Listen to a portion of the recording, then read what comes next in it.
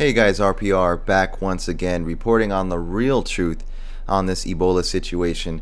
The real truth your corporate mainstream media of course won't tell you, and as it stands right now, also much of the alternative media as well, because in my opinion there are many sources and many people confused on this situation or are buying into this Ebola fear. And the truth is, guys, is it is all manufactured fear. Okay, it is blown way out of proportion, hyped up, etc. And for a reason, for an agenda. And that's what I'm going to fully expose here in this video. So my investigation continues into the Ebola rabies vaccine and the developers behind this vaccine and the others currently in trials to supposedly potentially fight Ebola, right? And so what I have found here that I'm going to show you guys is quite shocking, disturbing, and telling. Okay, now before I go on, I want to make something perfectly clear for anyone confused. Some have come on my videos on this subject thus far and are a little confused because, in my opinion, they are too hung up on the word zombie. Okay, again, what we are talking about here is a possible zombie virus.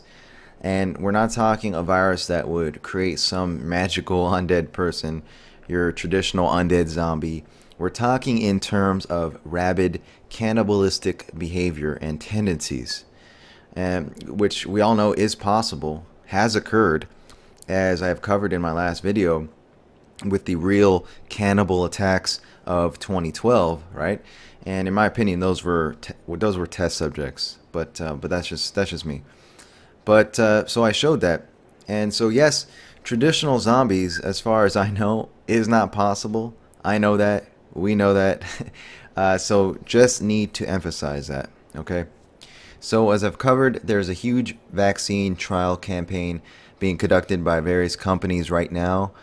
Several vaccines in the pipeline. But this is spearheaded by National Institutes of Health, NIH, and GlaxoSmithKline, GSK. All right, and it's really important you guys familiarize yourself with these companies. You know, remember these names so you can identify and expose them. Right. So keep GlaxoSmithKline in mind as I move along here, and we'll go back to them in a minute. Now let's take a look at this: the zombie apocalypse according to 3 respected scientists. Okay, and actually let's go over here. This is a college newspaper for St. Mary's College of Maryland called The Point News here. And according to chemistry and biology double major Stephen Reese, we are closer to a zombie apocalypse than we think. Yeah, according to this guy. And right here, this actually took place back in 2012, early 2012, January 2012. Zombie apocalypse according to a chemist, psychologist, science major. So let's read about it here.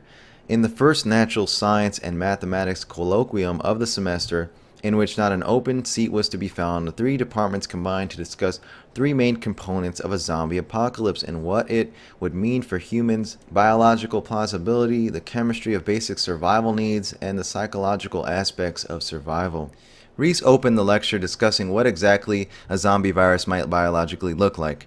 Though Reese claimed that we actually have no idea what a zombie virus would look like, through looking back in history, scientists have come closer to finding possibilities. Now, an Italian physician first recorded a condition with zombie-like symptoms in 1594, which was rabies. Reese explained the 2 different types of rabies virus: furious and paralytic.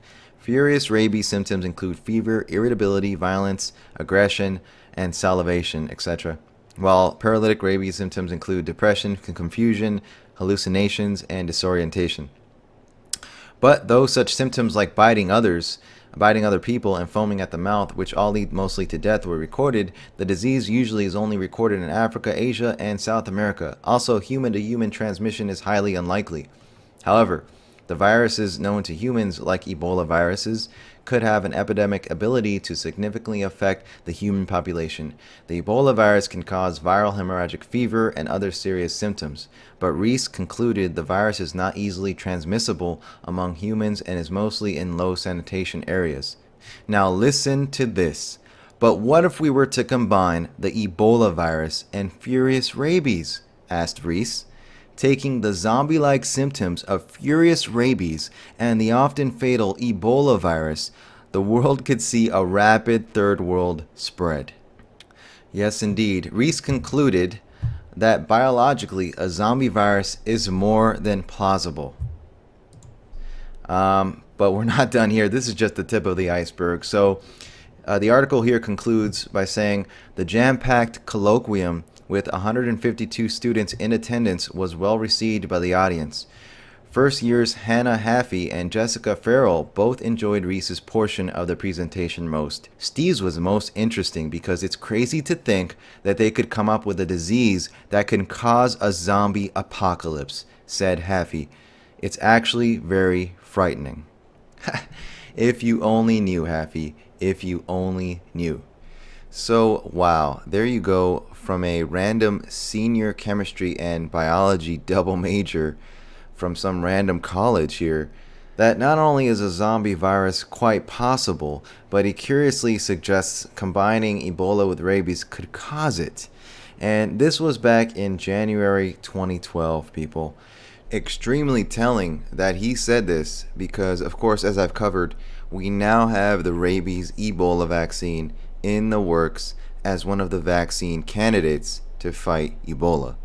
So now, fast forward to today, and not only do we have an Ebola rabies vaccine in development and being prepared by NIH, National Institutes of Health, and Thomas Jefferson University, but the same NIH is also spearheading this vaccine trial campaign with the infamous GSK, GlaxoSmithKline, as they are co-developing one as well.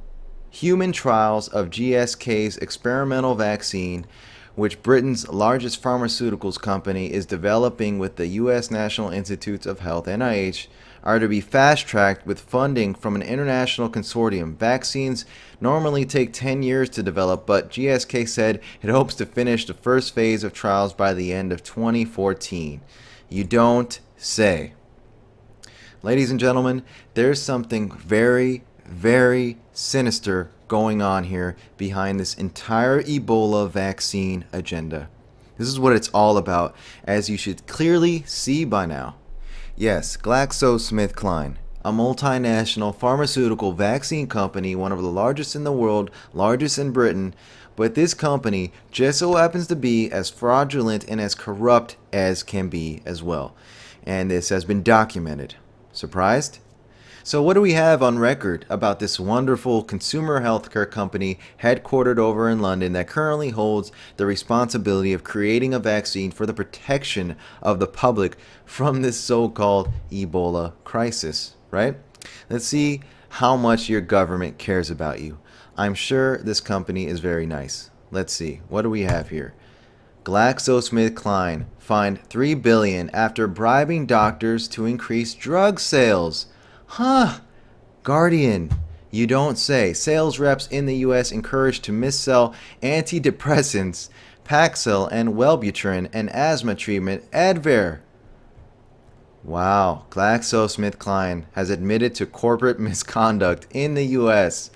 Pharmaceutical group GlaxoSmithKline has been fined $3 billion after admitting bribing doctors and encouraging the prescription of unsuitable antidepressants to children.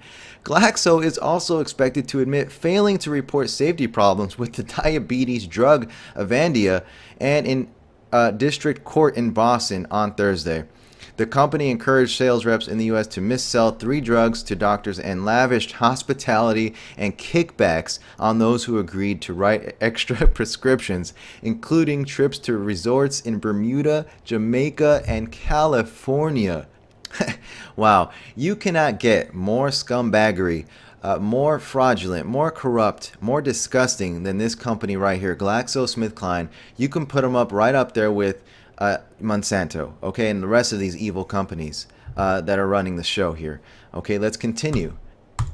UK government accepts swine flu vaccine cause narcolepsy in children.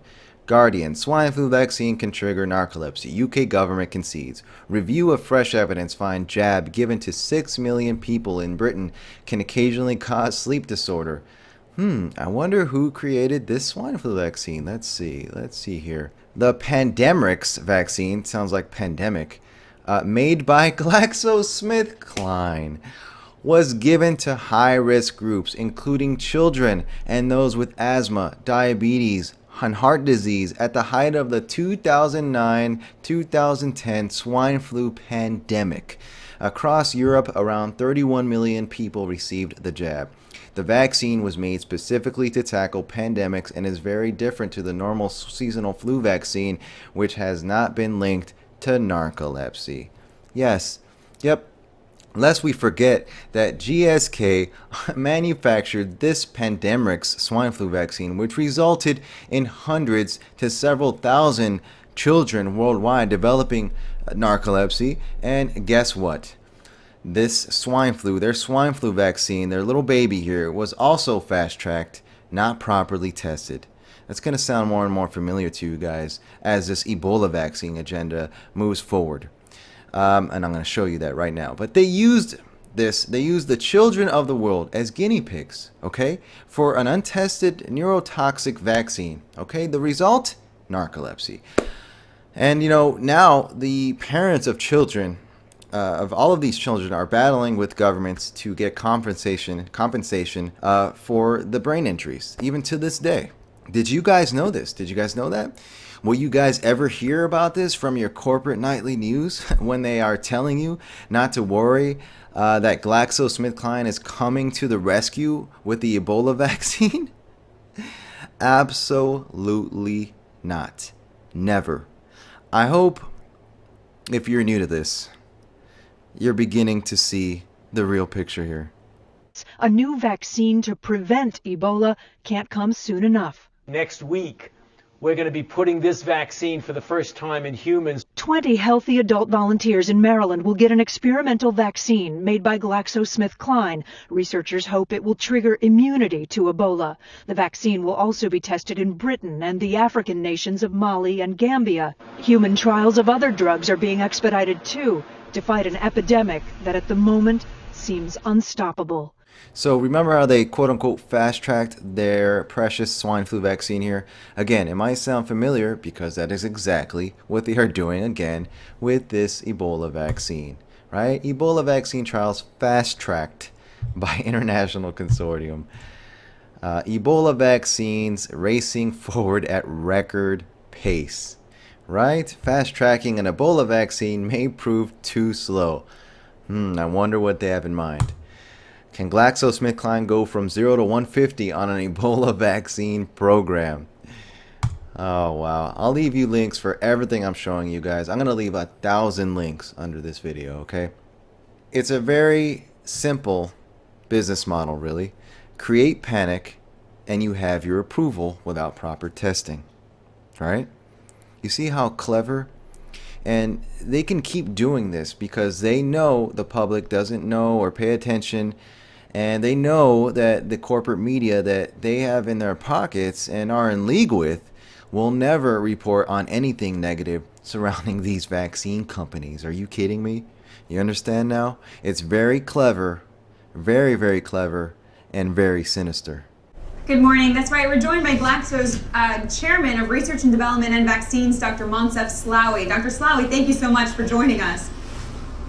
Thank you for having me. Good morning, everyone. It would be wonderful if you could walk us through where you are in development of your vaccine. We hear timelines like 10 years to develop a vaccine, but obviously given the scope of the outbreak in West Africa, you're accelerating that. Tell us how soon it could be developed. Yes. Well, a vaccine actually usually takes anywhere between 10 and 30 years to go from the idea to being available at industrial scale and approved for human use. So here we are on GlaxoSmithKline's website, helping fight Ebola. Yeah, see, we are dedicated to improving the quality of human life by enabling people to do more, feel better, live longer. Yeah, I'm going to leave you guys some links, okay, to their website here. You can look at their investors, their annual reports, how much money they make. Here's a PDF. You guys can investigate further, okay? I think I've shown you enough and shown you what this company is all about. Now, let's get back to the rabies Ebola vaccine for a second again. It doesn't only mirror the 28 Days Later film scenario, which is about Ebola zombies with rabies/rage, but the film with the same blueprint is I Am Legend. In case you don't know, this film features this same scenario where you are mixing viruses, right, and genetically engineering a virus to work for our bodies, right? And in the movie, it actually mutates over time and creates this new strain, right, that kills most of humanity in the movie, as you see here. It's called the Crippen virus. And the origin, the Crippen virus was genetically engineered from the measles virus by Dr. Alice Crippen as a cure for cancer. KV at first appeared to be effective with no side effects, but over time, the virus began to mutate and cause rabies-like symptoms in its hosts. Despite the military's best efforts to contain KV, it eventually mutated into a lethal new strain of measles with a 90% kill rate and went airborne. Well, the premise is quite simple. Take something designed by nature and reprogram it to make it work for the body rather than against it. You're talking about a virus? Indeed, yes, in this case the measles virus, which has been engineered at a genetic level to be helpful rather than harmful. Yes, very, very interesting, right? And little does she know, she goes on to cause the apocalypse instead of curing cancer. But of course, in reality, there's actually natural cures for cancer, but Big Pharma and the government will never tell you that. But anyways, let's take a look at another similar film, Quarantine. And as you see here, the sick are infected with a rare deadly virus, in this case, a mutant strain of rabies that causes symptoms to manifest within a matter of minutes and causes the carrier to react in a homicidal manner. Yep. And let's not forget that this rabies Ebola vaccine is being headed up by Thomas Jefferson University along with NIH, the same NIH working with GlaxoSmithKline, bringing you one of the other vaccines. And the guy working on this, named Matthias Schnell, here in a bleach white laboratory on the 5th floor of an austere building at Thomas Jefferson University, Matthias Schnell plays with biological grenades. Yep. And he's working on this vaccine. He's going to bring it to us to save us, right? He's gonna offer his help with this. You know, in the race for the vaccine, he said the victory will go not to the fastest, but to the safest and most effective. It is possible that ours might fail, he said, but he doubts it. Wow, very confident, man. Well, here we go, and this is the schmuck working on this damn vaccine, and he just may very well be the real life, right, Alice Crippen, right, this girl from I Am Legend. I mean, this is what we're dealing with here, people. This is reality. This is not Hollywood. This is happening right now. This is playing out in reality. So it's just mind-blowing, really. But with all of that covered, I want to show you guys one last piece of information here that I thought was quite fascinating and is a relevant connection here to point out. And it goes back to ancient Greek mythology with this here, Lyssa. This is really fascinating here. Check this out.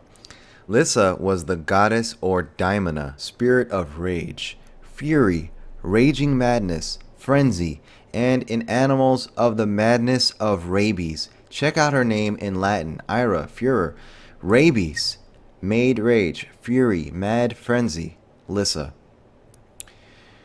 Lyssa was a figure of Athenian tragedy. In this scene, she appears a woman dressed in a short skirt and crowned with a dog's head cap to represent the madness of rabies. This is crazy. This really blew my mind. Lyssa was closely related to the Maniae, the goddesses of mania and madness. Her Roman equivalent was variously named as ira, furor, or rabies. Sometimes she was multiplied into a host of irae and furors. So I don't know about you guys, but I found this to be disturbing and fascinating at the same time. I mean, we're talking about this rabies rage connection here and the rage virus / rabies virus, and then finding this ancient Greek goddess Lyssa being the personification of rage/rabies. I mean, that just blew me away.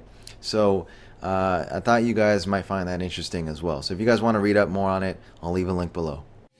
Well, we've all heard of the bird flu, and we've heard of tuberculosis, and we've heard of flesh-eating diseases, and there's a number of things that have been going around in the media the last few years, including AIDS, which is still there, and now we have, even strange as it sounds, we have a rise to almost an epidemic level now of rabies, which we typically associate with animals. But when it crosses to the human barrier, to the barrier between animal and human, crosses that barrier into the human, there is no treatment. There is no cure for rabies. Now, you may not have heard this. This is not necessarily new, but it's coming to the forefront in the zombie apocalypse, because that's exactly how people present themselves, if you will. I'm speaking medically, but that's how they appear and how they behave is like a zombie because of the effects of rabies on the nervous system. There were last year and even earlier this year, there were actually drills conducted by our government on the zombie apocalypse and how would first responders, police officers, firefighters, paramedics, how would they deal with these people? So it sounds far-fetched to the average person who hasn't heard this before, but this is nothing new. Why would, if you're in a position of control, of power, of ultimate power, why would you want people to demand a vaccine? Well, it's because something's in the vaccine that you want people to then have as a part of their body. Well, what is in the vaccine that you want everybody to have inside their body? So I hope you guys can see by now there's a bigger, more sinister agenda at play here regarding this whole Ebola situation, and I want to thank those of you who've stayed with me on this investigation from day one. I have several videos on this topic now, going back several months. So what I've done for you guys, in case you have missed my previous videos on this topic, is I created a playlist on Ebola on my channel so you can see the research path I took on this from day one. And with that said, I hope all of you can now see the bigger picture here and the real truth on this. So thanks for watching.